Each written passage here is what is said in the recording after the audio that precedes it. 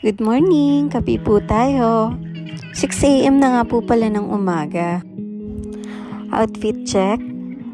Pack. Di nyo kinaya, parang pupunta lang ng Tianggian. Sunday nga po pala ngayon and nagpe-prepare pa lang kami ng mga dadalhin namin sa biyahe. Diba may umepal pa? Sa Kawa-Kawa Bay nga po pala yung punta namin ngayon.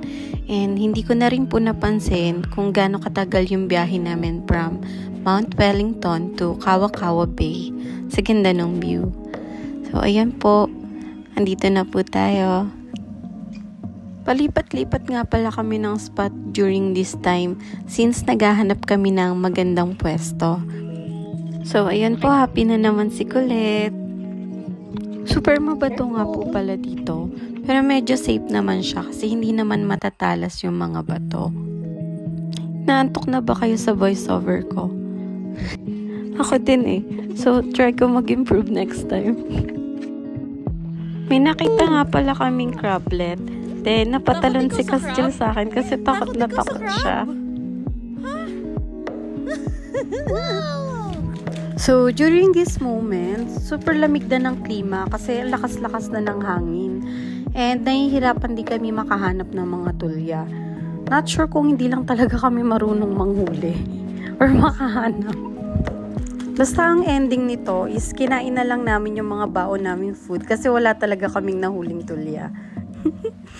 Hindi naman nasayang yung oras namin kasi super ganda naman talaga ng tanawin. And marami din kaming napagkaabalahan. Katulad yan, may nakita kaming malapit na playground. So, pinasyal muna namin si Castiel pansamantala. One thing din pala na nakakatuwa dito sa New Zealand is parang kahit saan ka pumunta, may makikita ka talagang playground.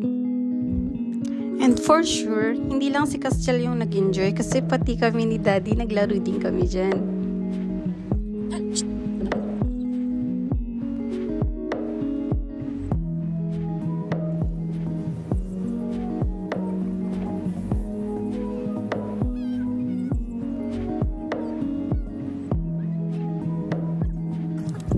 Humanap nga rin pala kami ng mas magandang pwesto kasi gusto daw maligo ni Papa sa dagat. So, tumambay na lang din kami dito ng ilang minuto since super sarap sa balat ng init ng araw. So, dito naglalaro sila ni Papa, binabato nila ng bato yung tubig.